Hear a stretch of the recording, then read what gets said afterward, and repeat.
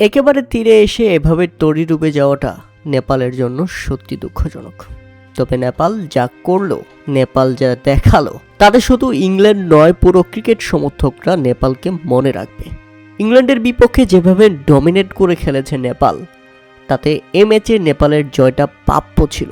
কিন্তু দুর্ভাগ্যবশত প্রকৃতি তাদের সঙ্গ দেয়নি, ভাগ্য তাদের সহায় হয়নি, তাই এই ম্যাচে জয়টা তাদের ভাগ্যে লেখা হয়নি।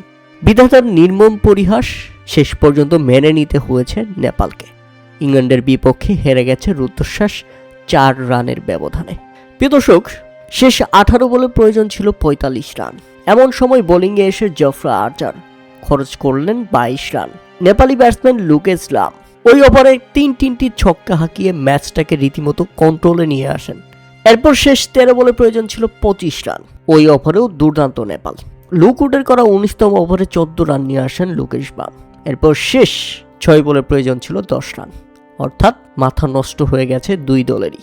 কি রুদ্ধশ্বাস এক ম্যাচ, ইংল্যান্ডের ঘাম ঝরে গেছে। কিন্তু শেষ রক্ষা হলো না নেপালের। শেষ 1 বলে প্রয়োজন ছিল 6, কেননা এর আগের 5 ডেলিভারিতে তারা নিতে পেরেছিল মাত্র 4 রান। শেষ ওভারে দারুণ বোলিং করেন সাম কারান, আর তাতে তীরে এসে ইতিহাস গড়া হলো না নেপালের। হারানো হলো না ইংল্যান্ডের মতো বিশ্বজয়ী দলকে, জেতা হলো না বিশ্বকাপের মঞ্চে প্রথম ম্যাচ। আপনি একটাবার চিন্তা করেছেন, প্রথমে ব্যাটিং করতে নেবে ইংল্যান্ড নির্ধারিত 20 ওভারে 7 উইকেট হারিয়ে 184 রানের বিশাল লক্ষ্য দাঁড় করায়, আর জবাবে ব্যাটিং করতে নেমে ইংল্যান্ডের বোলারদের সামনে নেপাল করেছে 180 রান।